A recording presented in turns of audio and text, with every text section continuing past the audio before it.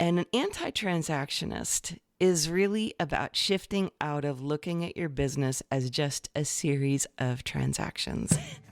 Welcome to the Soul Sourced Podcast, unconventional business advice for the highly creative, secretly sensitive, and wildly ambitious entrepreneur. I'm your host, Christine Kane. Let's do this.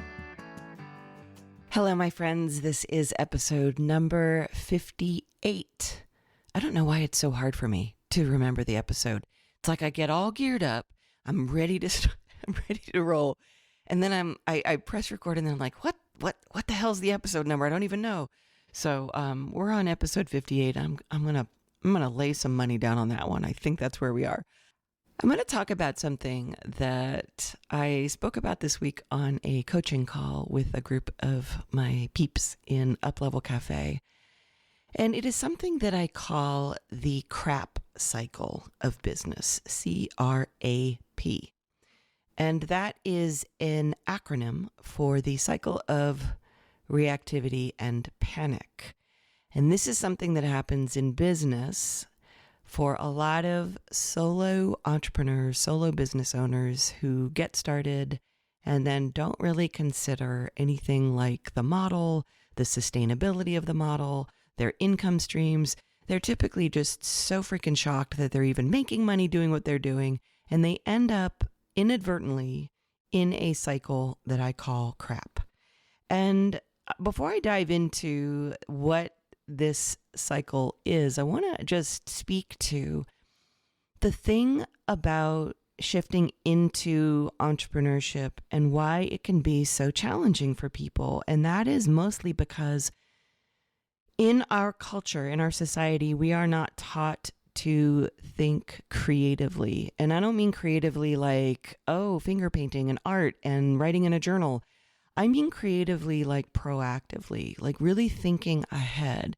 And if there's one huge mindset shift that is really key to running a business well, and this was a tough one for me to learn, is to stop living reactively and just sort of being like, oh, hey, in my case, a gig showed up. Oh, a client shows up. Oh, we live very reactively. We don't think in terms of looking ahead, creating a sustainable lifestyle, thinking of how our mindsets impact things. And so what we tend to do is we live in kind of this default mode of just reacting to what happens. And coaching, the reason I love it so much and why it has worked for me so much is that given that I know for me, being wired very emotionally, very in the feels, as I call it, having a coach really guide me towards thinking ahead. It was not an overnight process. And so anything that I teach on these podcasts, it might be nice that I can get the teaching in a half hour, but the actual immersion of it and learning of it really does require being around it, around other people, because your mindsets get in the way when you're used to just doing things by default and just hoping that there's enough money at the end of the month, hoping you have enough time to do something. Shifting from that into planning and creating and being proactive, that's hard. It's not easy. This is why coaching, why I have Up-Level Cafe, and you can find out about that at uplevelcafe.com. It's why I started masterminds. It's why I coach people, because we don't get this naturally. In fact, I would say that the biggest awakenings that happen in M Club, in our masterminds the first year, is just the mindset shift out of these old patterns that we've just thought, this is how everyone does it, right? This is how it works. And no, it really takes some rethinking of how you're doing things. And that's almost like an entire restructuring of your brain. So it's hard. I don't mean it's hard like I'm trying to be doomy and gloomy.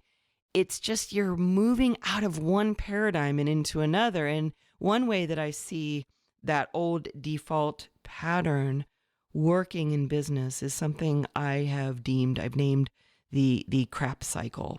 And it's one of the things that I've taught in, I call it, broken business models. And it's where C.R.A.P cycle is where I call it the cycle of reactivity and panic, because it's something where I see entrepreneurs kind of accepting that this is just how it is, this cycle of feast or famine where they find themselves completely strapped. They don't have enough clients, and they completely go into reaction to that fact. I don't have enough clients. And without really giving it any creative thought, any proactive thought, they just go do the hustle and they go try to get clients, and they do all the little work, and they get all hyper, and they go get clients, and they go get all kinds of clients. They don't think about what kind of clients they get. They just go get clients. They don't have an ideal client profile. They just go get clients. And then they get a lot of clients. And now we move into the panic portion of the cycle where they're slammed and they've got too much going on. And so they are running and running and running and serving and serving and serving. And this is where you often hear, by the time I show someone else how to do it, I could just do it myself. And so they never hire help. And they also don't hire help because what happens is they've become addicted to the C.R.A.P cycle, and they don't know when the dry time is going to come again, when the famine's going to come again. So they can't possibly hire someone because they're so used to this whole thing. And then because they haven't spent time with marketing and with being consistent with marketing and understanding what they're doing, the inevitable famine time comes, and now we're back into the reactivity stage of the C.R.A.P cycle, and it all starts over again. And so the thing I want to talk about here on this episode is what it takes to shift out of that cycle, which is a very normal cycle. And I've taught it before, and people will kind of smile and laugh. But the key thing, there are three key things I want to talk about when it comes to exiting the C.R.A.P cycle. And the first thing is a mindset thing. And this is what I mean by the paradigm shift that has to happen. And that is doing what I call becoming an anti-transactionist. And an anti-transactionist is really about shifting out of looking at your business as just a series of transactions. And those of you who have come to my retreats or events or anything, you've seen me up on the stage. I pull out a big whiteboard and I describe what a transactionist business looks like, and how, I do all these little stick figures all over the place, and I describe the transaction, and yay, I got money. Yay, I got money. Yay, I got money. And then eventually there's not enough of you to go around to keep that business model working. And in my own experience, the way that worked was, as a musician, it was just gig after gig after gig after gig after gig. And then, realizing this entire business is just a horizontal movement, and I don't know when it's going to end. And I had to really step back and say, what is it that I'm really doing here? So becoming an anti-transactionist, what that looks like is that you start to ask yourself, what would this look like if I created something deeper, if I built a foundation of something that I could really stand on? What is the model of what I want here? Why do I do what I do? Who do I truly serve? What is this all about? And really stepping out from a mindset perspective and not looking at business as just transactional, transaction after transaction. And then the second step that you take, and this is where you start entering into the strategy track, now that you've opened up into the mindset of it, the strategy of becoming an anti-transactionist is to really start thinking in terms of packages in how you offer everything. And I know, I'm doing a podcast here, so I'm not able to sit in front of you and say, okay, here's your business model. Here's how this could work for you. Because I know that there are some businesses that it's really, really hard to think in terms of a package or extending what I call the back end of your business, something that actually creates a foundation. And I want to give you, first the basic example of why a package works and what that's all about. And then I'm going to share, little creative ways in terms of thinking of the package. That'll be our step 3. Okay, so creating a package, why this matters and why it works. A lot of times when we are in the C.R.A.P cycle, when we are a transactionist, what we do is a little bit on the, we're in the go with the flow mode, and you know what? People will book with me when they're ready to book with me, and they'll come and then they'll go, and I'll pull out my credit card. And like when you think in terms of whether you are a physical therapist or a healer or whatever, when you create a package, it can feel mindset wise like you're being really sleazy and you're being like a money grabber because now you're getting a big, large chunk of money. When you say to somebody, hey, you know what, I work in 3-month packages or I work in 6-month packages. But ultimately, what you're doing when you build a package model is that you're saying, this is how I do this. I am here to serve. I am here to get results. When we set things up in a transaction model, we think in our minds that we're just letting them show up when they need to show up.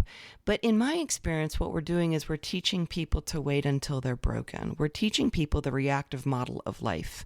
Come to me when you're broken. Don't come to me for maintenance. Come to me when everything hurts, and I'll be here for you. But when we build packages, what we're doing is we're saying, I'm here to serve you and really create something proactive, and we're really going to get ahead of the curve. And so when you think in terms of coaching, I remember in my first year of coaching people, I was still a musician at the time, and I had set up a year-long program because, I was playing music and I was coaching people. I only, I had like 10 people. And one of the people, I set it up where you'd get a call with me every week for 3 weeks of every month throughout the year. And one person didn't want to use one of her calls, and she wrote me an email and said, you know what, I'm good. Let's just wait till things aren't good, and then I'll work with you. We'll stack the calls up for when I'm not good. And I had to go into some deep thinking on that. And I said, wait a minute, this is coaching. This is not like an emergency room. I don't want, this is really designed to keep you accountable and moving forward. And so when I built packages, it was so that that wouldn't happen. And so when you're creating a package, you're actually setting someone up for better success. And so what you do when you build a package is let's say you build a 3-month package to start, and you're setting it up in your business model in a way that serves people so that you aren't getting people who are committed to their brokenness. You, the business owner, you, the service provider, start serving people who are on board with maintenance, with getting ahead of the curve, with being proactive, and your business starts to shift so that you aren't as running around in the crap cycle. You aren't serving those people. You aren't tolerating that anymore. And things just change. And it's not just from that emotional level. It also changes because you're getting set up to be paid in advance. And so building the package model into your business also creates a very strong foundation for you, because now you have money in the bank. You have clients who are matching that same thing because they're committed to being proactive. You, the service provider, are now serving people from a proactive level, and you are able to stand on a foundation that is not based in the C.R.A.P cycle. So it's really interesting about the model is that it's not just, I think a lot of people just look at this as, oh, great, you make a lot of money. It's not. It's you make a lot of money, or, not necessarily a lot. It depends on your business model. You make a strong foundation of money. You serve people at a higher level. And guess what? You start attracting people who are at a higher level and who can get behind this model, because people who get pissed off at this model often are very committed to the broken, see me when I'm broken model, which I think we all have to, as entrepreneurs, as creatives, as business owners, we have to start really questioning, does that model really, really create healing, no matter what your business is? And it often does not.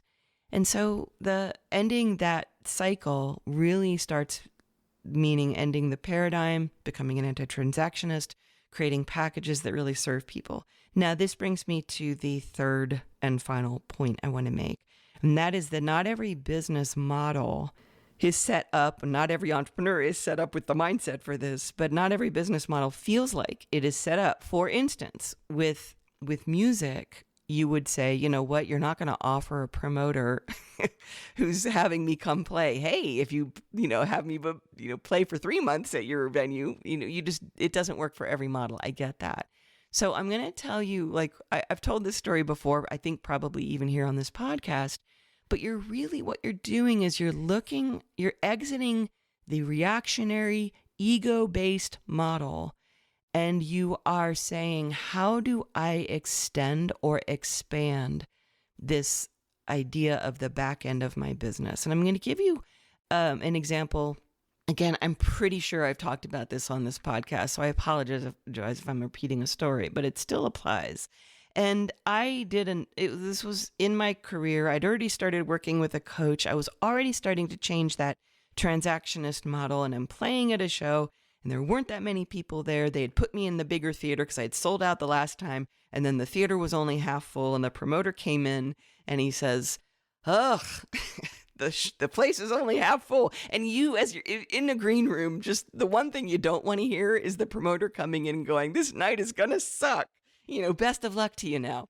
So what I did, I wanted to just like literally crawl under the sofa and not go out on stage. But becoming an anti-transactionist, I didn't have that word then, but I just sat there, I breathed, I got out of the feels, and I made a few shifts that night. And this is where it's like getting out of reaction, like, wow, this night sucks, let's just get through to the next night. I did two things on stage. One was I told a story. As I was about to play a song, I told a story about the women's retreats I was doing because I was doing them at that time. And then I told a story about how I was teaching creativity to federal government leaders because I did that once a month. I used to go to a leadership training thing, and I had a day of creativity that I taught for about 2 years I did that. And I just told a little story about it. And that night I had, I don't remember the numbers, so don't hold me to this, but I think 3 or 4 women signed up for my women's retreats there, and 2 people booked me for coming and teaching creativity in their businesses. And that created a bigger back end. And I started, I think it actually, at the bottom line, I think I've said this, either 14 or 18 extra thousand in the coming year. It wasn't that night, no one paid me on the spot. But my point being, when you start to look at everything as feeding into everything else, it stops being about, oh, this particular event sucked. We didn't sell as many as you thought. Everything starts to extend and expand off of everything else when you start stepping out of this limiting model that just says, I am being dragged around by my business. I am at effect in my business. And another, this is the third step, is being more creative in your model with creating packages and becoming an anti-transactionist. But another instance that I had with this was with my own physical therapist. Shout out to Wes, he's awesome. But he had just started his own business. And when I first stepped in to work with him, because I, at the time, was lifting super heavy weights. After quarantine, I will admit I'm not quite at the same level. But I don't as somebody who is a recipient of a lot of different healers, I am an anti-transactionist there as well. And I cannot stand doing a deep healing with somebody, getting body work, getting any kind of work, and then being like, okay, pull out your credit card. It just, to me, deadens the entire experience. I don't like it. And so I said to Wes on my first thing, do you do packages? And he was like, ugh, all those marketers out there and all those guys who teach I know I don't do that. And I said, well, how about I pay you for a package and I design it myself? And I just paid him up front for a package. And now he does packages because he started working with a really good coach for physical therapists. And it was cool to watch that happen. And he still jokes about it, that I was the first person who ever paid him for packages. But the thing is, he does it where it's more of it's still sort of hours for dollars, sessions for dollars, but you get a little bonus when you sign up for packages. But here's the thing that happens when he's able to think more creatively. First off, when you put an expiration date on that, like this will apply for your whole year, or this will apply for the coming 3 months, or this, whatever, what happens then, even if you're still doing sessions for dollars, is that people are more likely to schedule their sessions in advance, meaning they're not waiting till they're broken, or they're not waiting till the last minute, or they're not putting it off, because life gets busy for a lot of your clients and they forget to book with you. A lot of times we think, well, they aren't booking with me because they don't like me anymore. Oh, I didn't do a good job the last time. Typically, it's because people are just freaking busy. And when you book a package with them, they're more likely to sit down and schedule out all their dates with you. And guess what? This fills up those holes in your schedule. Again, this whole topic is about exiting the crap cycle in your business. It puts you ahead of the curve, makes things more proactive, makes your clients think more proactively. So the last little assignment I'm going to give you here for everybody who is listening to this going, I could see how that would work. One of the things that really set me up for that, like that one show, for instance, when the promoter said that, was that at that time I was already starting the practice of having a business development day in my work as a musician. This was back when I was a musician, ages ago, like way back at the turn of the century. But really setting yourself up to say, as an anti-transactionist, I'm going to live my life in a more proactive way, and I'm going to set my day, one day up a week as a business development day. And so for those of you who have never done anything like this, maybe it's not a full day because that can be a little daunting, but maybe you have a day where you work on your business. And when you're fresh in the morning, you start to think more creatively. And I don't mean creatively like finger painting and writing. I mean creatively in like creating, building out more creative ways, more proactive ways that you can set up your business model. And so maybe you spend a few hours creating your package. And if you already have packages, maybe you think in terms of a VIP version or a premium version or something that really adds more to your business model as opposed to just transaction after transaction. That's what started me thinking differently, was having a business development day. I would start off with just ideas and thoughts. And at first you're going to draw a blank, primarily because if you've been in the default mode of just never thinking in terms of how to run a business, how to think more creatively, you're going to go right into what I call the storm shield, which is when I am in a room with a group of entrepreneurs who has never thought this way, the first thing that comes up is like their entire face shuts down. I call it the storm shield because it's like, well, because I'm a Star Wars geek, but because they refuse, their brain can't take it anymore. They've never thought this way. This won't work for my business. I'm a unique snowflake. I will never have this work. My business is different. And that's just the first shutdown. But if you can sit there and just sort of be like, well, what if this was possible? What might it look like? And that's where it started to get really interesting, because you will find little ways and little avenues, and it might not happen the first day you sit down on your business development day. What's going to happen is you're going to be in the green room and the promoter's going to come in and say, this show's going to suck. And you're going to think more creatively in that moment because you've been training your brain to exit the crap cycle and say, this business is worth more. I am worth more. If I really want to serve people, I have to do this differently. And you start to sit down and think more creatively about how your business is set up. And like I said at the beginning, some of this is about being around it. This is why Up-Level Cafe, this is why when people come to the group coaching calls in Up-Level Cafe or in my masterminds, M Club, Up-Level Academy, they say, I didn't ask a question, but I got so much out of just being here. And that's because they're watching other people struggling with the things they're struggling with and seeing different ways people think and how much evolution happens as you run your business. It's not about just, I wish I could sit down with Christine and pick her brain. That rarely works because the immersion of being an anti-transactionist and thinking differently it's not just a quick fix. It's not just, how do I run a Facebook ad? How do I get more people? It's really immersing yourself in the fact that running a business elegantly and in an entrepreneurial way really requires a different mode of thinking, of operating, and it's a paradigm shift. And so that's why, Up-Level Cafe is out there and you can go and take a look at it, uplevelcafe.com. It's why coaching works. And why we need that extra help because we're not wired this way. So if you find yourself and you are sitting there in the crap model of your business, this is not a chance to beat yourself up. All of us had to start somewhere, and most of us did not start our business with a business plan. We started our business with a really cool idea, or we put it out there, someone said yes, and we ended up with a paying customer, and then we got another one, and then before we know it, we're running a business by our own emotional default system. And then at some point, we have to be wise enough to say, I've got to turn this around and set things up differently so that this can run more elegantly and not reactively. Okay? I hope that helps.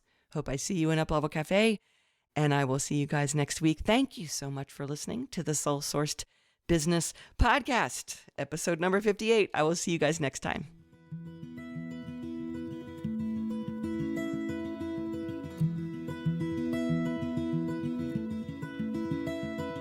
Well, her job was no more than a cubicle, the opposite of beautiful. Her soul for a check, but her smile tells you that she found a deeper will she didn't know she had until the day that she left. And even though she's flying high, she can't help but wonder why it took her half her lifetime just to find out she could let herself learn how to be